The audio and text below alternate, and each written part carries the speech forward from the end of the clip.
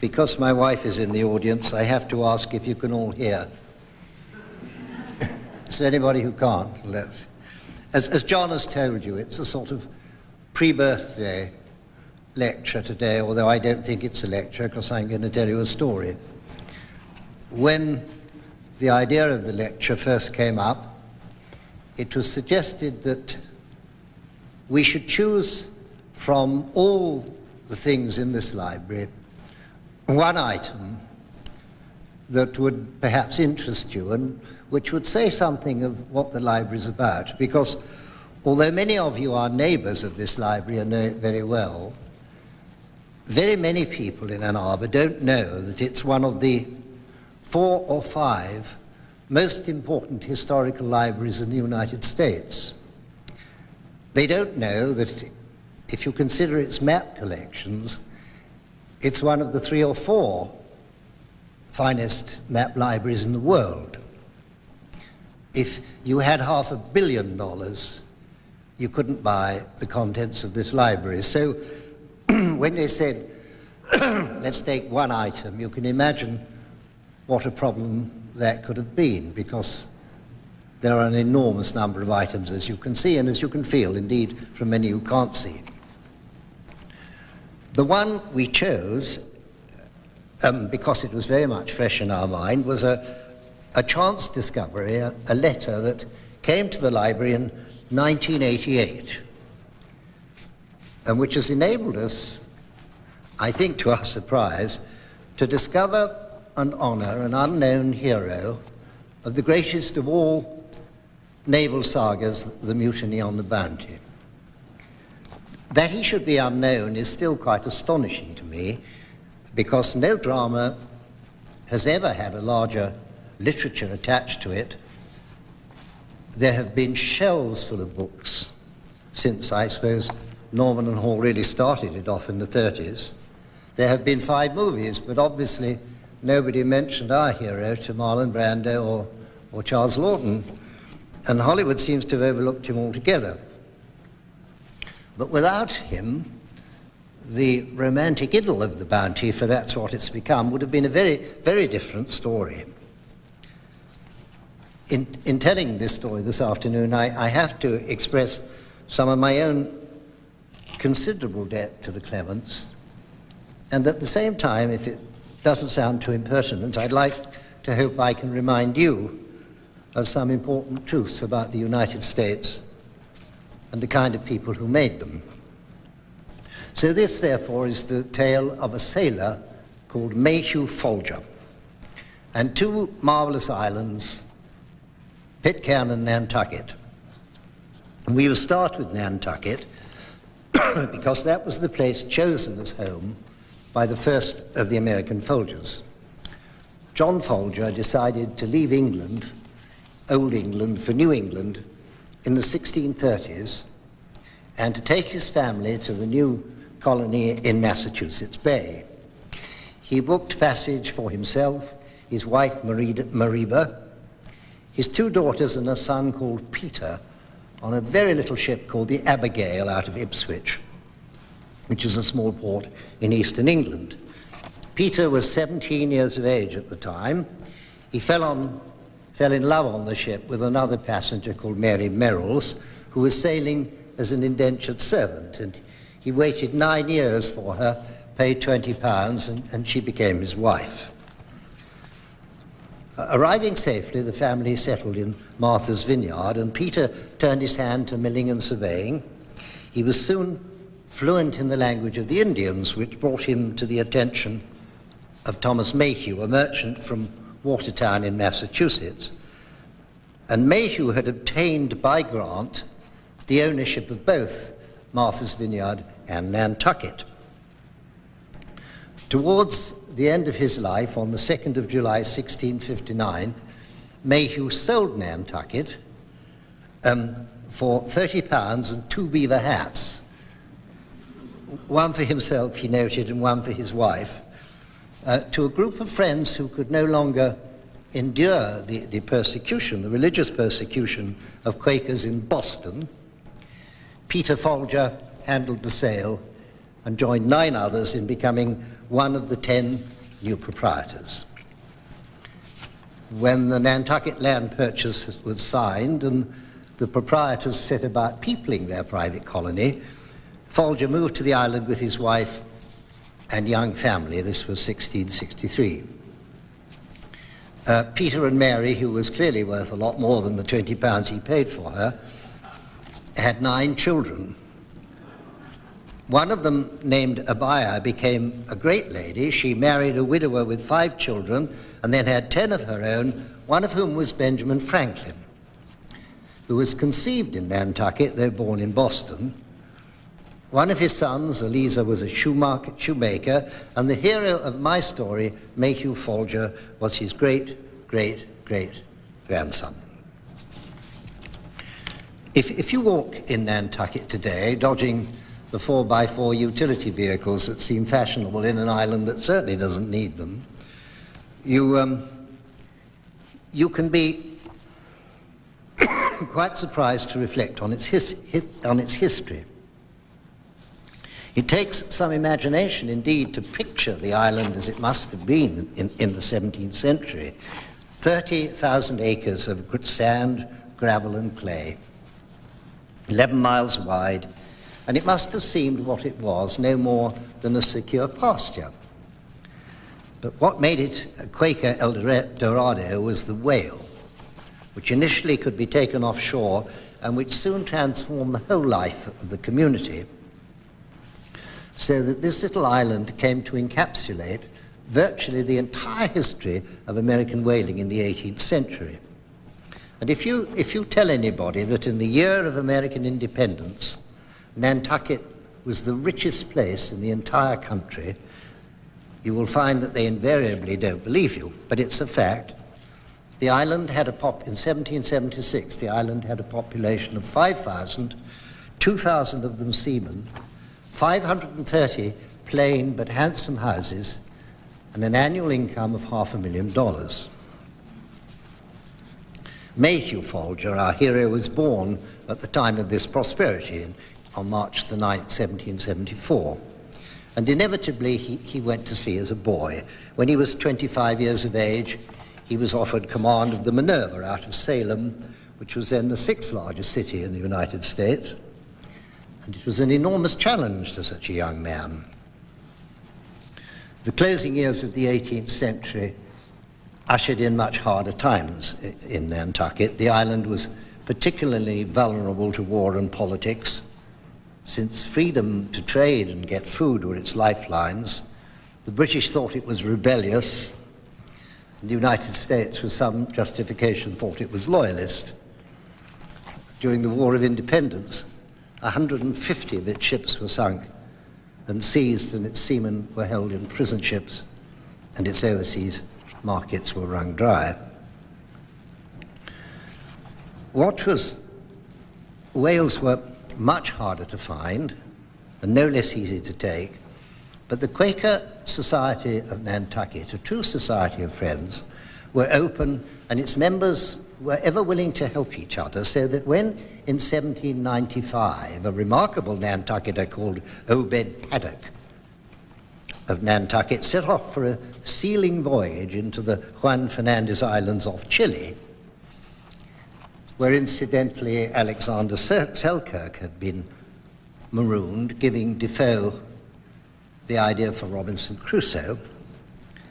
Well, when Paddock was down there in the islands, he found enormous rich pickings and created an entirely new business in seals. It was discovered that the mandarins in faraway China were willing to pay huge sums for seal skins, up to $1 a skin, since they brought warmth and additional richness to their clothes, and there were millions of seals in the South Atlantic and the Pacific. The captain who found Alexander Selkirk said that they were as easy to take as puppies. And so it was that in October 1799, Mayhew Folger, in command of the Minerva, set out for the Juan Fernandez Islands, filled his ship with sealskins, sailed to Canton, returned to Salem in May 1802 with the profits for its owners of $40,000. And the Salem Gazette of May the 4th reported that the Minerva was the first vessel from that port to sail round the world. After his profitable voyage to Canton, he returned to Nantucket and his marriage. He then made 2 trading voyages to Batavia in the East Indies and 1 to Europe, and then he was offered command of the Topaz out of Boston, which had been fitted out for another sealing voyage. It was a very good idea. You could buy and equip a ship for $15,000, and you could make treble its cost in one voyage. In his log of April the 4th, 1807, he wrote with a flourish, bound to the South Seas and Canton in a ship substantially under 100 tons. He was facing what must have been an astonishing adventure. Many of the sealing grounds had been completely wiped out by ships from New England and others as far away as England itself. He'd made up his mind, however, to find new ones, and like the captain of a modern space odyssey, he was going to boldly go where no man had gone before. The Topaz made her way through great confused seas, and it took him 4 months to reach the Falklands, noting that he was full well assured that no land exists nearer than South Georgia in the Antarctic. He met the worst that the elements could throw against him. The ship had been damaged, he was short of water. He made for Desolation Island, 2,200 miles south of Cape Town, only to find that the snow was so bad they couldn't see the length of the ship, so there was no question of landing, and so they turned for Tasmania and took a month to get there. After repairs to the ship, he was soon off again, finding a few seals here and there, but he still only had 400 of them, and it was little better in the islands off the southern tip of New Zealand. In January 1808, after he'd been away from Boston for 9 months, with only 600 skins in the hold, he decided to head for warmer waters. The Nantucketers were really quite extraordinary people, I think, and I think perhaps they are today, because I don't know any other part of the United States where so many founding families still, in a sense, reside. They were born and bred into a God-fearing and self-reliant community, and there's nothing to suggest that Folger at this stage, with his mere 600 skins, was either frightened or dispirited. And he certainly wasn't going to give up. In his log he wrote, "God tempers the wind to the shorn lamb." And the faith, thank goodness, was still working for him. On Saturday, February the 6th, he came across what has properly been called the loneliest island in the world, a volcanic rock rising from the Pacific. In a distance, it looked a pretty good place for seal rockeries, and he recorded his arrival in the log. Steered for the land, the said land being Pitcairn's Island, discovered in 1767 by Captain Carteret. Lay off and on till daylight. At 6 a.m. put off 2 boats to explore the land and look for seals. On approaching the shore, saw a smoke on the land, at which I was very much surprised, it being represented by Captain Carteret as destitute of inhabitants. On approaching still more the land, I discovered a boat paddling towards me with 3 men in her. His astonishment was increased when one of the men hailed him in English, and within a matter of minutes, Folger realized he'd come across the refuge of the undiscovered mutineers of the Bounty, and solved a mystery that had captivated the world, and incidentally Folger himself, for 18 years. For 18 years in which nobody knew what had happened to Christian. One of the young men in the boat was Fletcher Christian's son, the first child to be born on the island, and he was 17 years old, and Folger and his crew were the first human beings he'd seen outside his own strange family. I sometimes think a rather special providence led Folger to Pitcairn. There was certainly a coincidence. since he'd sort of met the Bounty on an earlier voyage. And it's something of a diversion, but it's a very interesting story, because the British Navy sent a rather brutal captain called Edward Edwards in a ship called the Pandora to Tahiti to try to find the mutineers. And there were some still left on the island, and they were changed and imprisoned and shoved in a cage and sent back to England. But Edwards was a fairly lousy navigator, and the ship was wrecked off Australia, and they managed to get there in a boat and to land in Batavia. And when Folger was moored in these islands off Chile, looking for his seals, he was moored alongside a ship called the Perseverance. And the Perseverance was captained by a fellow called Delano. And Delano had been in the East Indies when Edwards arrived with the Bounty mutineers. And so off this Chilean island, Folger is in his cabin, and Delano is in his cabin, and they nip across and have the odd glass of rum while their men are ashore getting seals. And while he was in Batavia, Delano had been given a copy of Edwards' dispatch. And so there, long years before his discovery, Folger is sitting in his ship off Chile, and Delano is in his, and then they get into the same cabin. And Delano later recorded giving this account to Folger and what he said about it. Our feelings were perfectly alive, said Delano, to the anxieties and distresses of a mind under the circumstances of Christian, going from all he'd known and loved and seeking as his last refuge a spot unknown and uninhabited.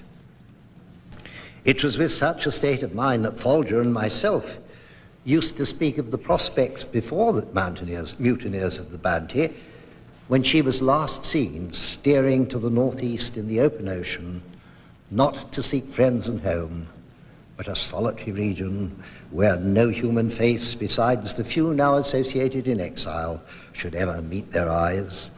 We were both much interested to know what ultimately became of Christian, his ship, and his party.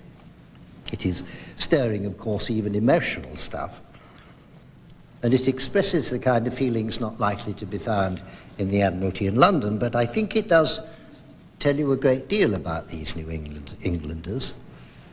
They lived close to the edge of life, and for Nantucket seamen, forgiveness was an inherited virtue and not some kind of indulgence.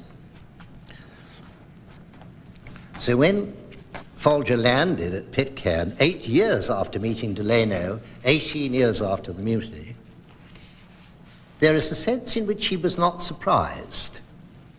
There were only 33 men, women, and children on the island, an extended family fathered by John Adams, a wretched mutineer who had hustled Bligh from his cabin in his nightshirt and stood guard of him on the deck of the Bounty. Folger was understandably cautious about going ashore because there is no landing place at Pitcairn. The rocks are beaten all day by a tremendous surf, and if you are in a ship which is at the mercy of the wind, you are not sure you can ever get back once you go ashore. But anyway, knowing even that he might have difficulty going back to the towpath, he did go ashore, and he spent 5 hours there, observing with some wonder each member of the community and their manner of living. He was given the Bounty's chronometer and its azimuth compass, and was sorry he couldn't supply the farming implements, which were the only things he was asked for, but he received in exchange some 50 yards of the bark cloth the Pitcairners made from the mulberry tree in a style common to natives throughout the Pacific. And there is a wonderful book, a unique book of South Sea cloths over here in this exhibit. He learned that Christian and all the other English members of the Bounty crew on Pitcairn, save of course except Adams, had been murdered one dark night by natives who had accompanied them to the refuge because Christian had neglected to take enough women with him, and there was a huge quarrel over that, which led to the death of Christian and all the other European males save Adams. He was clearly captivated by this little community. They showed him a Bible. They told him that they were now all upright and they were loyal, and they did no work on Sunday. They prayed, and every time food was put before them, they obediently said, in English, even though half of them or more were Pacific Islanders, you know, for what we are about to receive, may the Lord make us truly thankful, which astonished Folger no little. But after 5 hours, he did get back to the topaz, and he was a man of duty and realized that his real business was finding sealskins, and though this had been an interesting discovery, he had other business ahead. And so he decided that he would set back to the island where he met Delano off Chile, and that's where he would make one last attempt to bring some sense to his voyage. When he got there, he was not in very good condition. He found that years of relentless slaughter had completely decimated the rookeries. His crew was suffering from scurvy, and so he decided that he would go to an island called Juan Fernandez, which had become a penal colony or a dumping ground for convicts from Chile and Peru. He asked permission from the governor to go ashore, and the governor welcomed him and gave him a glass of something to drink. And while he was ashore, they turned their 18-pounders on the topaz, shredded her rigging, and capturing the crew, after which the ship was entirely looted. All the hands were then taken on shore and imprisoned. The ship was, as I have said, completely ransacked and held until a new governor arrived and ordered that it should be taken after armed convoy to Valparaiso.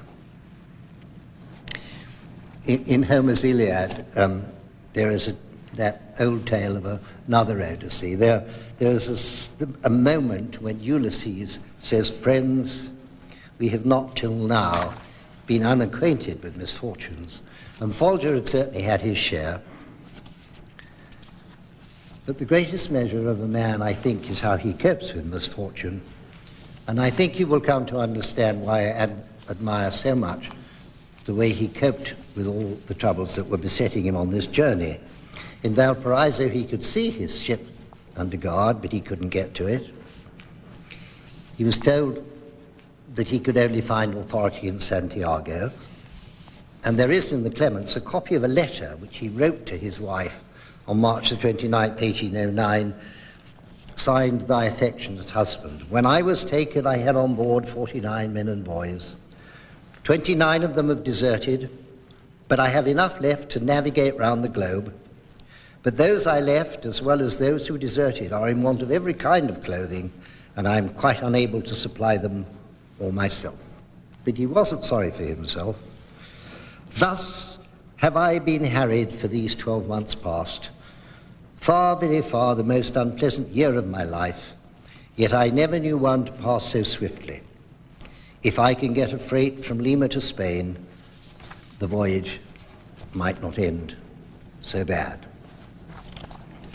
While he was engaged in trying to get command of his ship again in Valparaiso, a British ship arrived on a mission to free some British seamen who had been taken prisoner by the Spanish. And when Folger heard of this, he took his large logbook down to the captain, who was called Fitzmaurice, and said, in effect, "I thought you would like to know that I have found the Bounty mutineers." It says a lot for him, I think, that he should have taken that trouble, because he was in about as desperate a straits as you could imagine any man being in. But he explained that they all spoke English, and they had been educated in a religious and moral way, and so Fitzmaurice wrote a dispatch to the Admiralty in London, where the news was received and published, and at last the greatest mystery of the sea was solved. Although the British, in rather typical fashion, didn't really like it very much, the Quarterly Review were inclined to be doubtful, said, if this interesting relation rested solely on the faith that is due to Americans, with whom, we say it with regret, truth is not always considered a moral obligation, we should hesitate in giving this publicity. But they checked the name of John Adams and the maker of the chronometer, and they generously accepted its accuracy. But there was a young woman of 23 called Mary Russell Mitford, who had talked to a naval officer who had met Folger in Chile, and in 1811 she published a poem of 3,000 lines, 187 pages, and she began the process of turning this terrible journey of Folger's into something of an idyll. The poem is called Christina, the Maid of the South Seas. Christina is the orphan daughter of Fletcher Christian and his Tahitian lady. She is a spotless flower living in an island, blooming in the wild. When Folger, who's called Brave Seymour in the poem, lands at Pitcairn, one of his crew falls in love, but the love is requited and the ship has to sail away.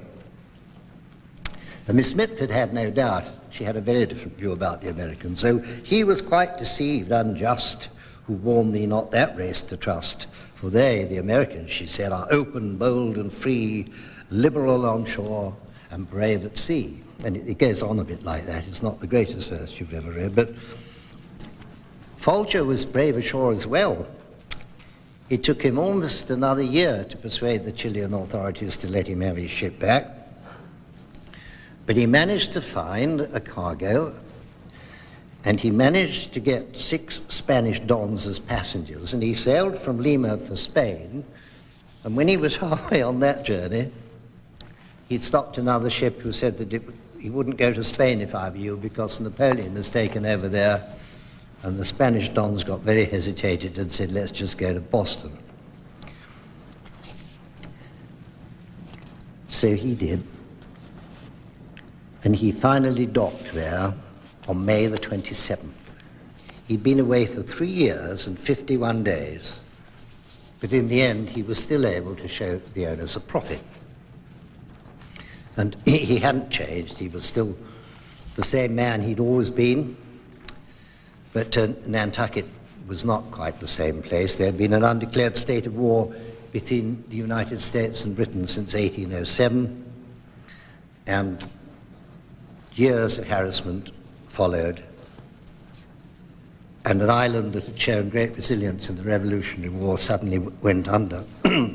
Not only had it shown great resilience in all the wars, it had never shed a drop of Indian blood, and it consisted of a group of people who were resolutely against war in any form. But in 1809, the first families began to leave Nantucket, and Folger began to think he should too. The island had lost 11,000 tons of shipping in the conflict. Of the 150 ships registered in 1775, whose cargoes were valued at $600,000, virtually all were captured or sunk. And the island's valuation list of 1774 tells a fairly sad and human story. 551 houses, 4,268 inhabitants, 767 families, 202 widows, and 342 orphaned children. Some 1,200 seamen perished or were captured, and now it was clear that history was about to repeat itself. Folger made every effort to win another command. He went back to Nantucket, that then made a short trip to Boston in an attempt to find a new command and buy his wife some silk and order a new hat for himself, and he wrote to her. W.H. Boardman and others had mentioned fitting me out, but nothing decisive has taken place. Neither should I would know where to go if I had command of 40 ships. It has been hinted that anything is better than going to sea, but I do not altogether join with it. I think being on shore idle would give me horrors. He never despaired during his long voyage, and he wasn't about to now. His sister had recently married Thomas Coffin, and they'd moved to Philadelphia, where Coffin had a nail factory. And Mrs. Coffin wrote to the Folgers and said, if I were you, I'd come here and give up the sea. By the end of 1811, 1 in 10 of the houses on the island were up for sale, and so Folger did go ashore to Philadelphia. He had not, I think, quite finally decided what to go, because he did one more quite extraordinary thing. As he packed his possessions to move to Philadelphia, he realized, or he must always have known, that he still had in his possession the Bounty compass. The chronometer had been taken from him by the Spanish in Chile, but he still had the Bounty chronometer. He had repaired it, and he had used it for a while, but it had been given to him by John Adams on Pitcairn, and he must have come to an important decision, because he decided to return it to the Admiralty, carefully packaged and with an explanatory letter.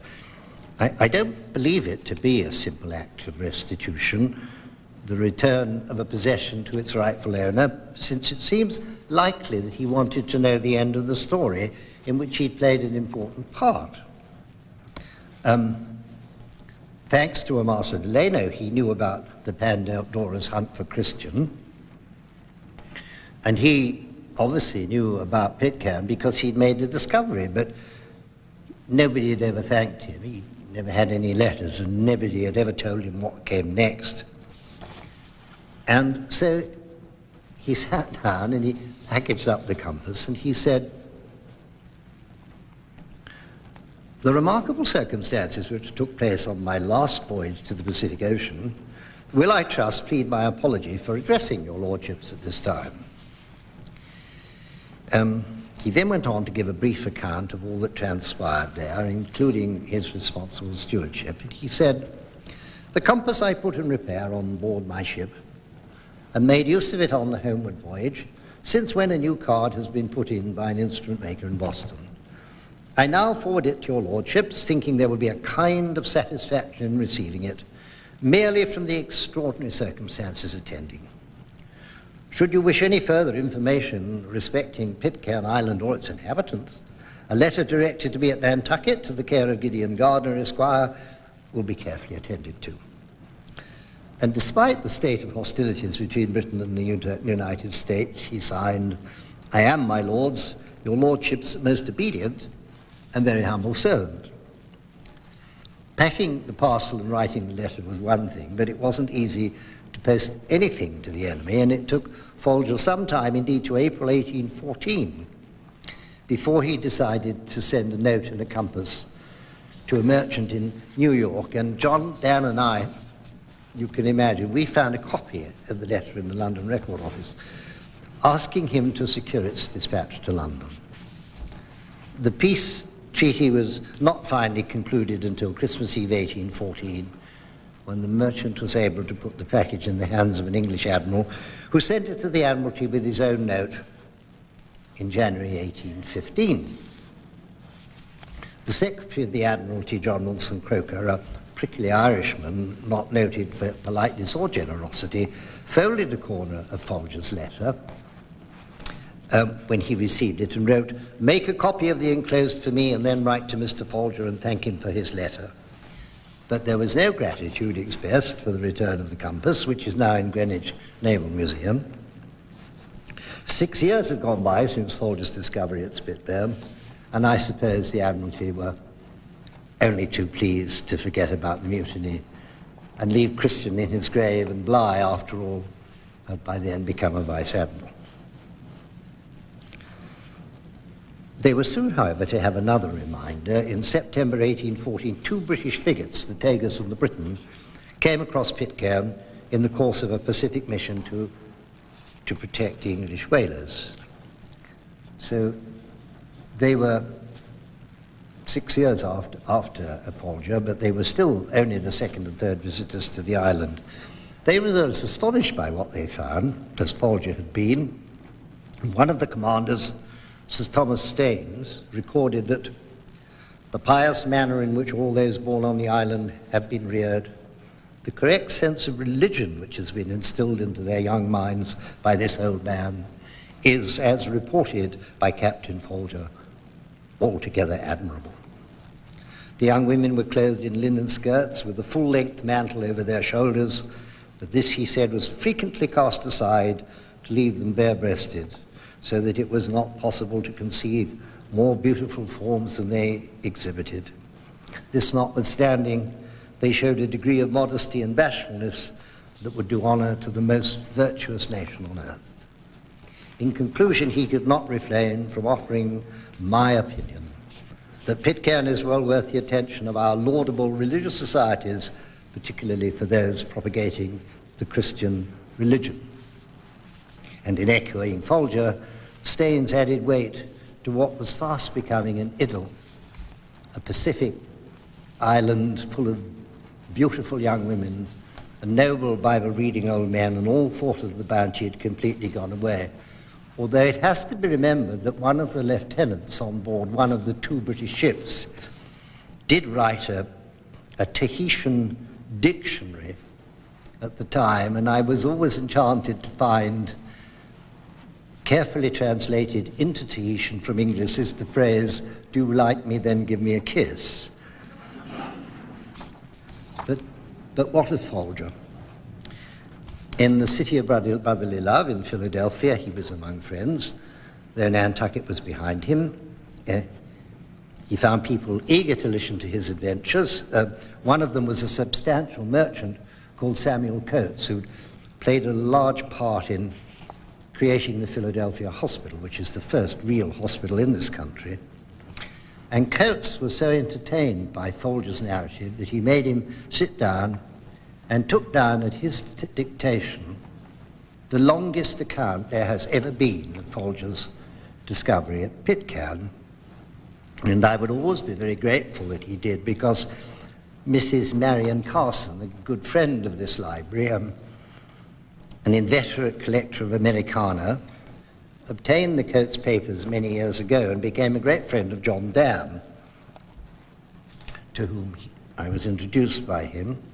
And I had dinner with both of them in New York and talked to my own Bounty Library. And some months later, when I was back in England, Mrs. Carson sent me a copy of the letter she'd found in the Coates papers and said, "I think this has something to do with the Bounty. Do you think it's interesting?" And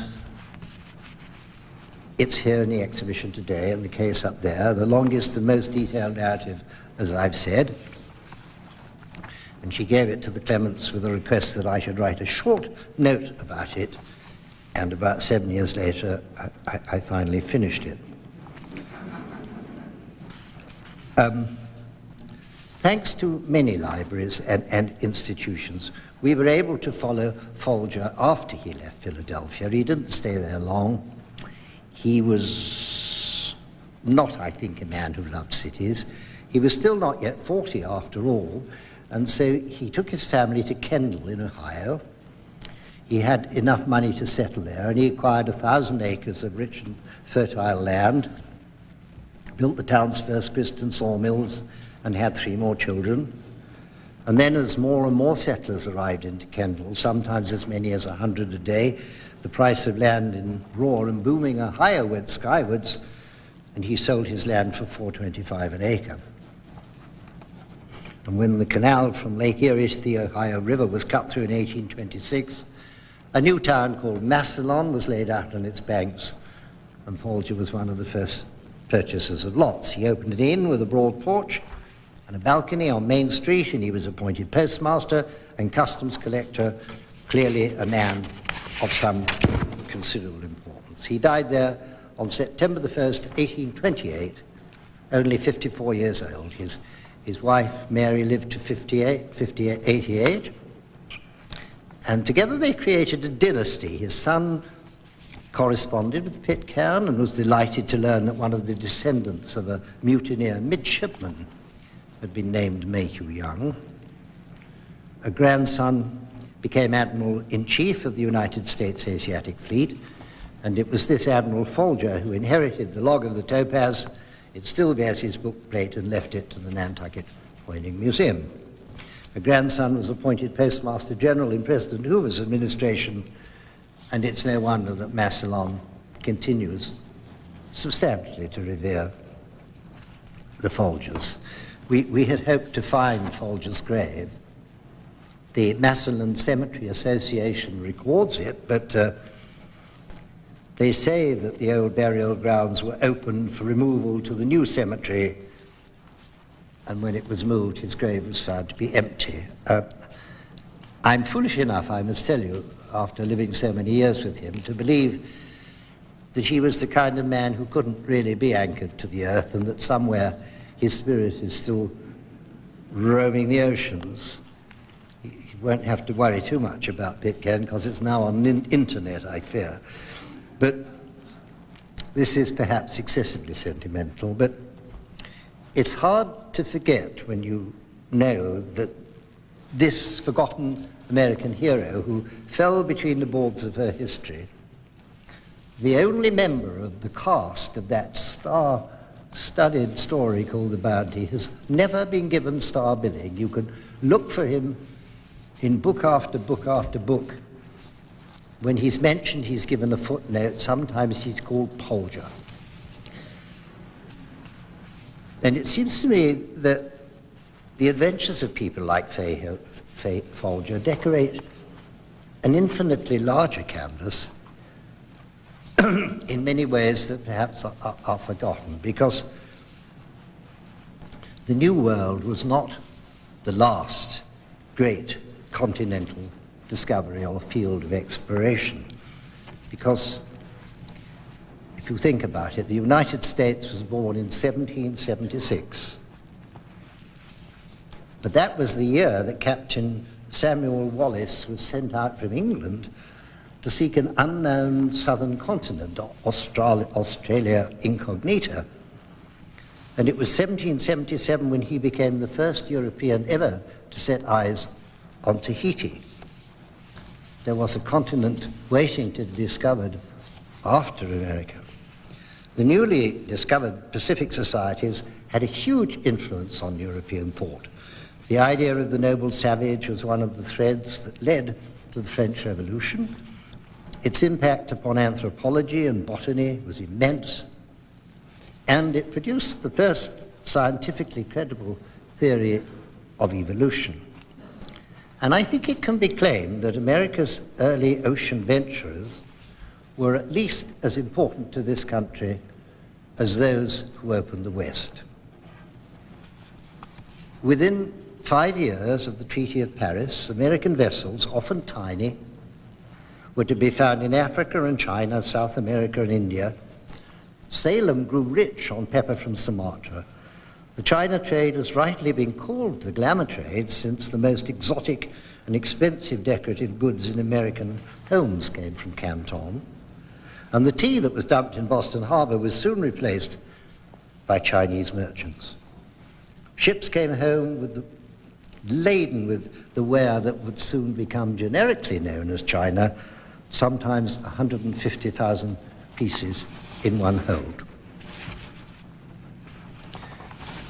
This was the commerce, and it played an overlooked role in the making of this country, and the evidence for this is also on the shelves of the Clements Library. I said at the beginning that I thought this account was significant, not because it's rather nice to discover somebody, as it were, who's been overlooked by history, because that's always a charming, but to prove that it is possible. And I think it is particularly appropriate to make that point in the Clements, because unlike all the other great libraries of this country, and there aren't really that many of them when you think of it, the Clements is still collecting, still hunting, still finding the most astonishing things.